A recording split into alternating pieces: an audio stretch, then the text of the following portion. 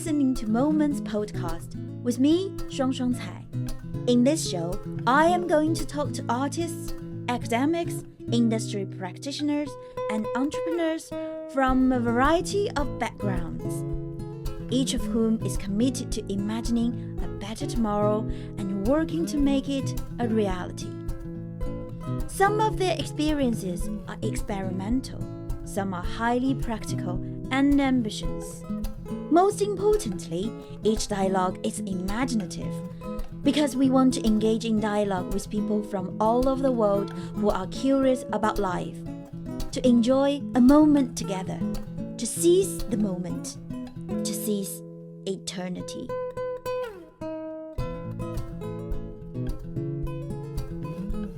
Join me and these amazing people and their experience life as it's meant to be lived.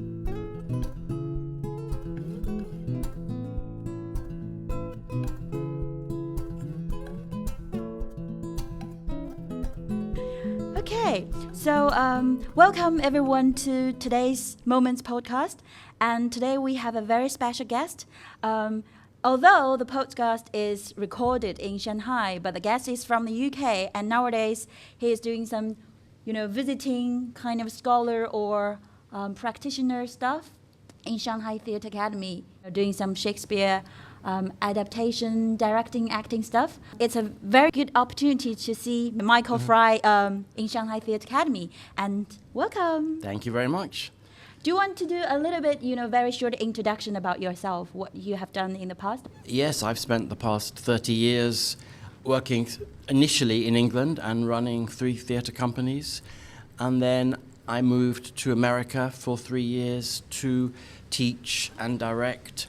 And since I returned, I have worked in many conservatoires in the UK, and for 10 years was the deputy director running East 15 Acting School. And now I am the head of the MFA at Drama Studio London, and write and teach, and I worked for a long time at Shakespeare's Globe. So one of my passions is Shakespeare, which is why I was delighted to be asked to come to run the masterclass on Creating Shakespeare at Shanghai Theatre Academy, which is where we are now. Yeah, very kind of fulfilling experience in your whole life, right? So let me ask you some questions. Since you've been here for like almost 1 month, right? Just 2 weeks. Just 2 weeks, okay. Do you have a very good experience in Shanghai, or do you have a very good time in Shanghai Theatre Academy? What do you feel about the life here in Shanghai? Shanghai Theatre Academy has a very good atmosphere on the campus. You can tell it is one of the best theatre schools in China. And the students are very committed. So the best thing I've enjoyed is meeting the 30 students who are participating in the masterclass, some of whom are current students on the MFA in directing at STA, and some of whom are graduates who left STA some years ago, and some of them are professional directors who want to know more about the art, tend to listen more and are more willing to go for anything that you throw at them, and the younger ones are slightly more reserved and don't participate initially as much. And the same would be true in the UK. You get committed actors, you get more reserved actors. These are not actors, they're all directors, and sometimes one forgets that not all directors want to act. This is why they want to direct. But this is part of the project, that they are their own actors in these projects, that myself and Professor Leon Rubin, who joined me after 1 week, and he's going to stay with the masterclass for the last 2 weeks while I go back to London. That's too quick. I think probably every workshop for them is to develop themselves, right? To learn and to progress much more. Well, to develop as Shakespeare actors. Last year, 1 year ago, the masterclass was in Michael Chekhov. Yeah. And I said, my role is to show you how different Shakespeare is from Michael Chekhov. How different? And Stanislavski, and many of the traditions that they are used to acting in. Shakespeare needs very specific muscular energy, not just in the voice and in the body, but in the mind. Shakespeare writes characters whose passions are very elevated, and you need to be bold enough to play with those. as you mentioned, I just took several of the students from the workshop. They said it's quite different, and it's a little bit difficult for them to accept this way of training for actors and directors, because they've been living or using the Stanislavski way in their entire career life, So that's what I've heard and having the conversation with them. But like, I have noticed during the workshop, you using the marching and climbing is, I call it, or rising figures, where each thing gets bolder and bolder. From 1 to 10, right? From 1 to 10. Yeah. So is this your magic formula or techniques for doing Shakespeare theatre, or? Well, this is my first time ever working in Shakespeare in another language. Yes. So all of my work so far in America, in South Africa, in Australia, has always been Shakespeare in English. Yeah. And everything for me in Shakespeare is in the language that he writes. I don't know whether this is a good translation of Shakespeare into Mandarin, or whether they managed to create some of the poetry and the verse, or whether it's impossible to recreate Shakespeare and you need to do your own thing. But I still think that the rules of playing Shakespeare are the same. You have to look out for the metaphors, you have to look out for the alliteration, you have to look out for, as you referred to, the marching and climbing. You have to look out for the differences in the verse and the prose. You have to look at whether the characters are doing short sentences or long sentences, which tells you a lot. It's just the opposite in some ways of Stanislavski, where you're looking underneath the text for the clues. For the subtext. There is no subtext in Shakespeare. And this is what these actors are finding sometimes difficult. Yeah. Shakespeare actors always say what they think. Yeah. And they think on the line. They don't think before the line and speak. That's why they are struggling. What's the action, the movement of their lines under the lines? But you said there's no subtext. No. Yeah. All the action is with the lines and through the lines. And in Shakespeare, the actors have to listen to the words and listen to the feel of the words and find their characters that way. All the stage directions in Shakespeare are in the clues of the rhythm of the lines. Not like the stage directions in Chekhov or in Ibsen, right? There are none.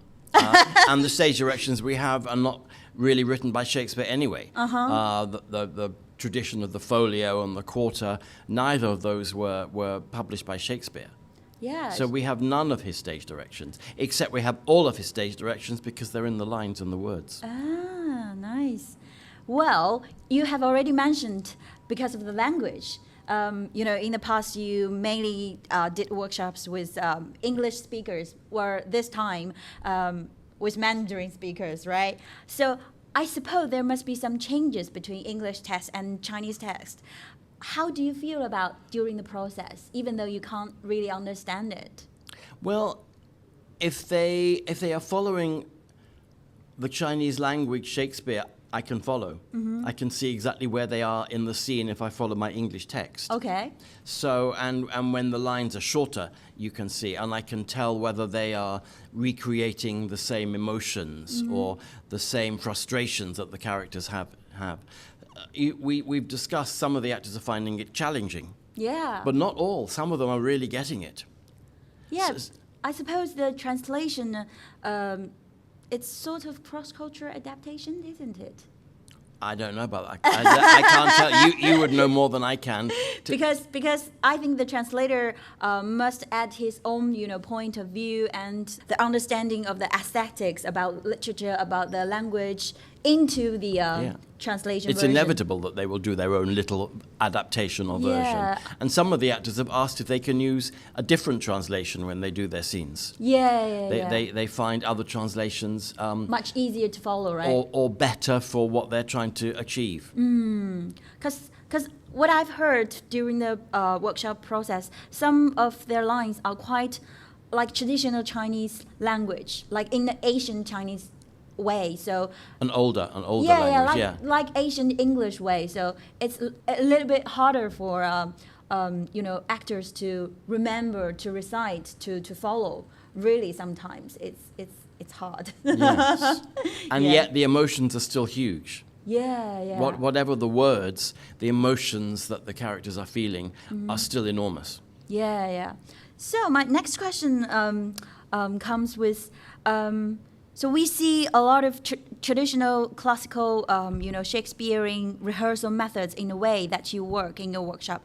And it seems that the RSC or the Globe Theatre have a quite similar approach to Shakespeare's plays, whether it's The Tempest or whether it's Macbeth that we're doing. Yeah, Macbeth, Hamlet, right? It seems that even though not much has changed, right, from hundreds of years ago till now, so audience from all over the world can still coming to RSC or the Globe Theatre to buy tickets. So do you think there's any other reason besides the name Shakespeare or his plays that makes this kind of theatre have such a long life? You're implying that the RSC in England and the Globe have a traditional, old-fashioned way of doing Shakespeare. They don't necessarily, and you say, why do people still come to Shakespeare? Because all great artists write about human condition. And Shakespeare understood the way humans behave more than any other writer. More than any other writer in global literature. Shakespeare recreates every facet of how humans behave, whether they're in love, whether they're jealous, whether they're Machiavellian politicians, whether they're ingenuous servants. Every single thing that happens to people in life is somewhere in Shakespeare's 37 plays. Exactly. So people always say you can never write a better play than Shakespeare because he has already wrote everything that happened in our human society, right? Well, it's true. And some other writers do. Tolstoy in Russia is magnificent at understanding human behavior. Dickens. I'm not such an expert on Chinese literature. Yeah. But there is an equivalent of Chinese Shakespeare, isn't there, who was writing the same time as him? Oh, yeah. Tang Xianzu. Yes, yeah, exactly. They were in the same kind of, time. Yeah, and they died in the same year. I think even on the same day, maybe. Really? Yes. That's why in the UK and in China nowadays, we have sort of celebration of Shakespeare and Tang Xianzu at the same time to celebrate their works and productions.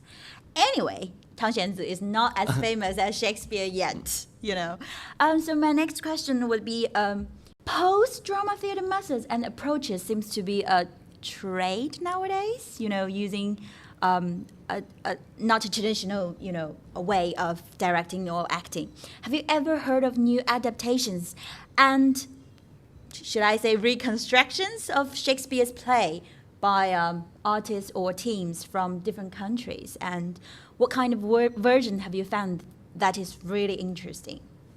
I can't think of a single playwright who has dared to try and improve on Shakespeare and rewrite. There are plenty of directors across the world who have done their own adaptations of Shakespeare. Yeah. Or they have found a concept about Shakespeare and they then refashion the text to make it fit that context. Sometimes that is dangerous. Making Shakespeare's play fit your concept. Yeah. I much prefer seeing productions where they have found their concept and their themes through an exploration of the words and the language rather than putting something on top. But I've seen some exciting theatre from Europe. I've seen some very exciting theatre in Shakespeare, in America. American Shakespeare. Yeah.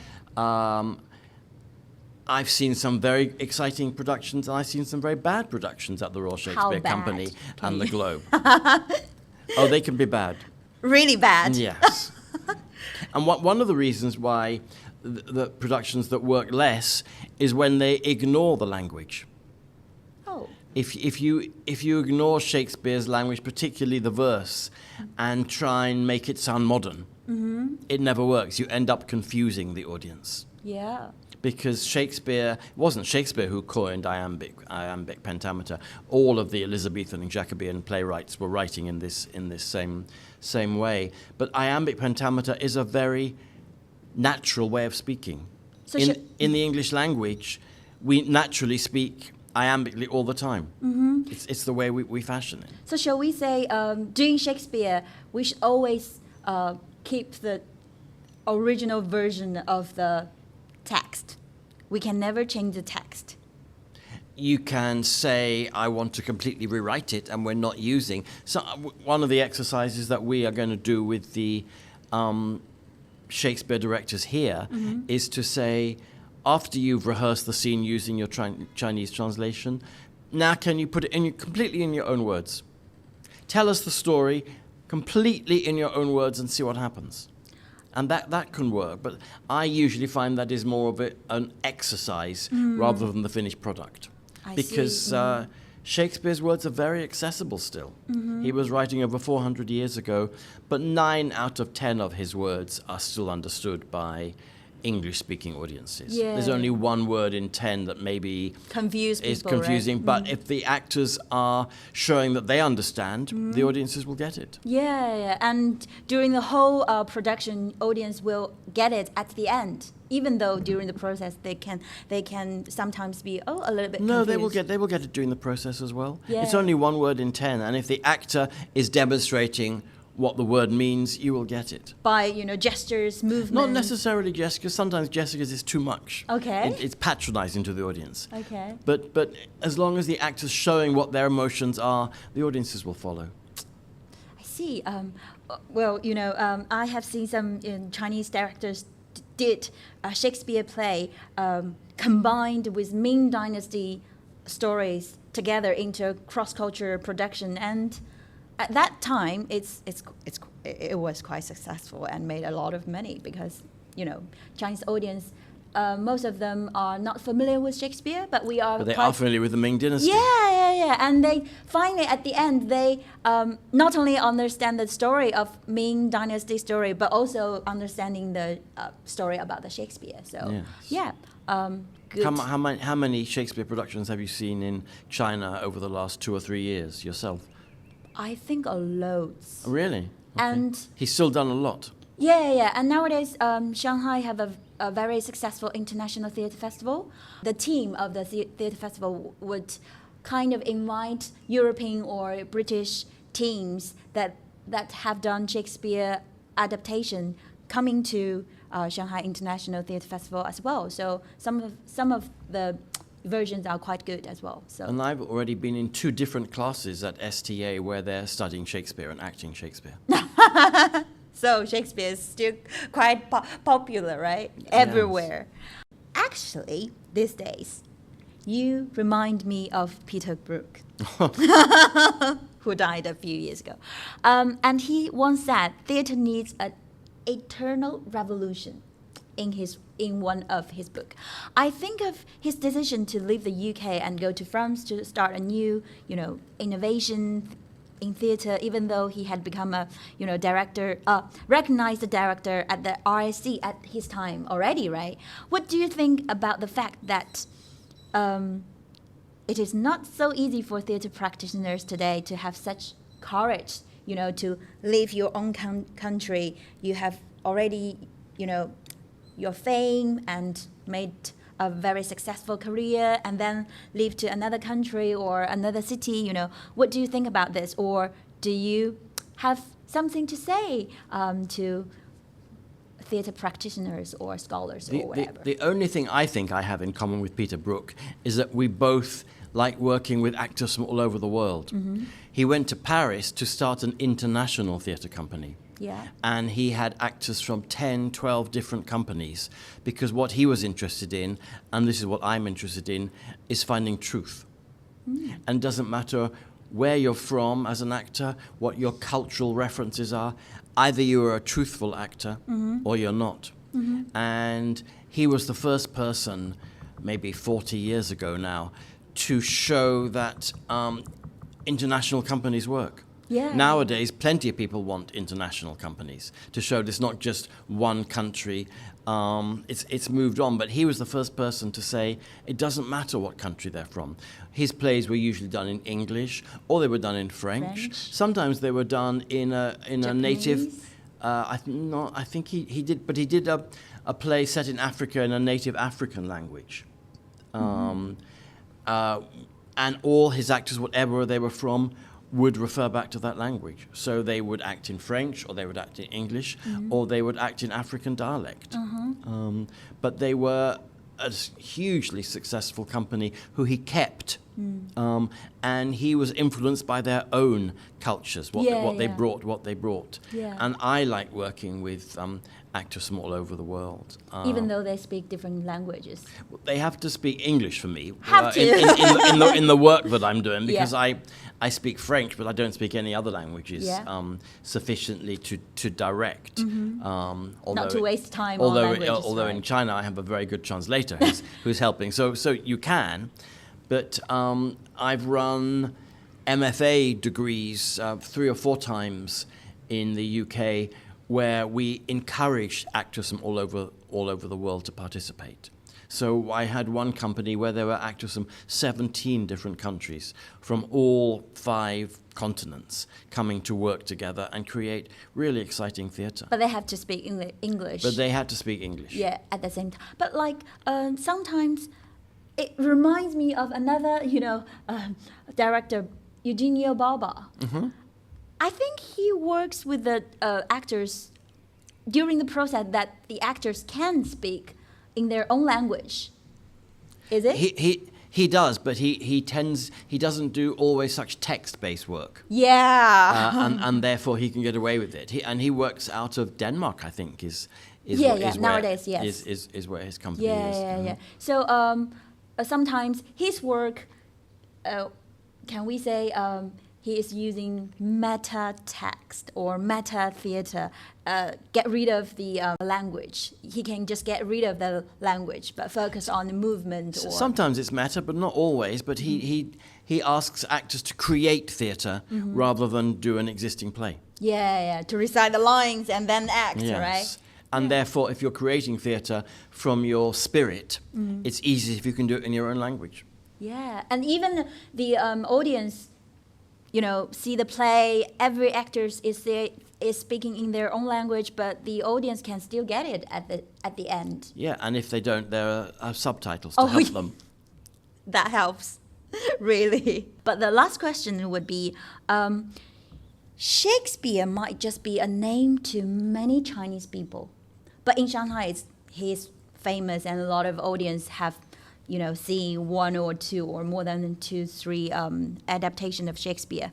But of course, since our, theater industry now in China, except Shanghai or Beijing, is still developing, but even Shanghai and Beijing are still developing. Do you think there is a good way to attract more Chinese audience, to actually go into the theater to learn about Shakespeare's play? Or do you have any suggestions for us as practitioners or scholars for us to, spread Shakespeare's play in this land? Yes, I don't think I would bring them into the theatre. I think I would go to them. Like Peter Brook used to go through African and Asian villages and attract local audiences just by, they were fascinated by seeing these people doing something in their village square. And they got into it. And Peter Brook was interested in the storytelling for them to follow. And whatever else Shakespeare is, he's a brilliant storyteller. Yeah.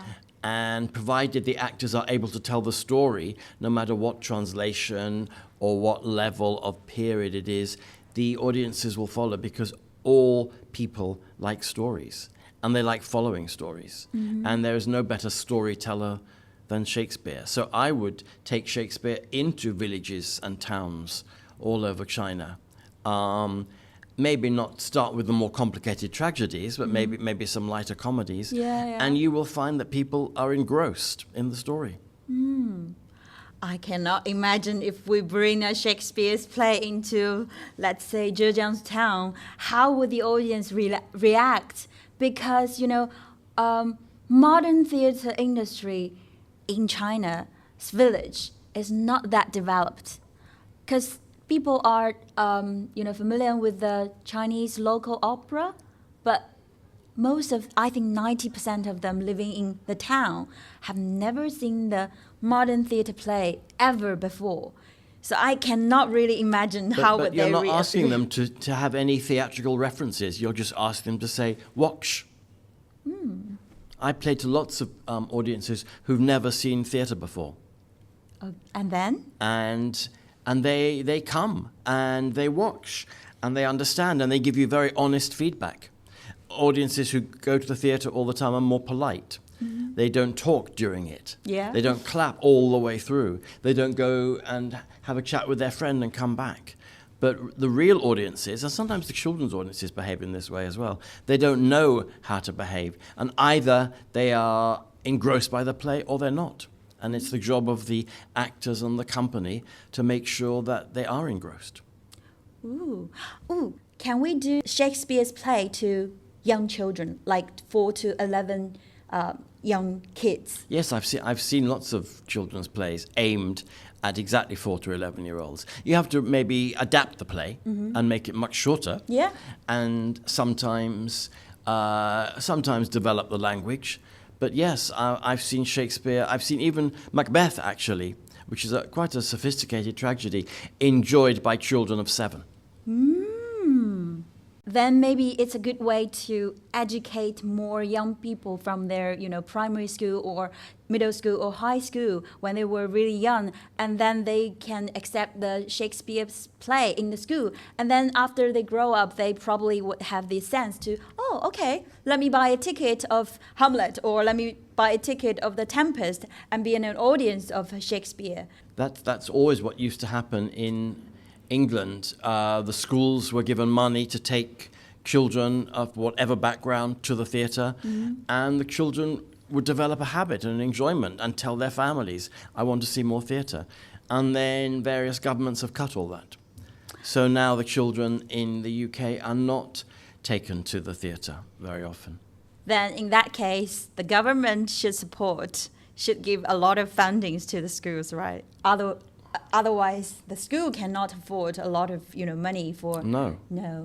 But the government says, education is more important and health is more important and transport is more important, and we don't have any money left for theatre. For art. Yeah. Sad. And which isn't happening nowadays, right? Yes. But hopefully things would get better and better in the future, right? Well, they got better in 1997 when Tony Blair became the Prime Minister. And for the first time in 20 years, more money was given to the arts and museums opened. Creative industry. And then, unfortunately, that disappeared when David Cameron became Prime Minister in 2010. And even this time with Keir Starmer as Prime Minister, they're not giving money to the arts. It's not their priority. And their policies is getting worse and worse. They are like, no, we don't welcome more immigrants. Sorry, go back to your home country. Even you study here, you pay a lot of tuition fee here. Bye, at the end of your graduation. Go back to your home country. I mean... They don't actually believe it, but they're trying to get the voters because you get a lot of, I'd say racist voters who are worried that the lack of money is because people from abroad are coming into the UK. Yeah. And they're wrong. But the government is trying to get those people to vote for them. Which is really sad for the politics, right? Yes. And it is happening all around the world nowadays. Anyway, we have a very kind of positive mindset for the future. And very nice to speak to you, Michael Fry. Thank you for being the guest today for the Moments podcast. And hopefully I really want to see you in the future in London. Yes, of course. Yeah. Thank you for inviting me today. See you in the future. Bye.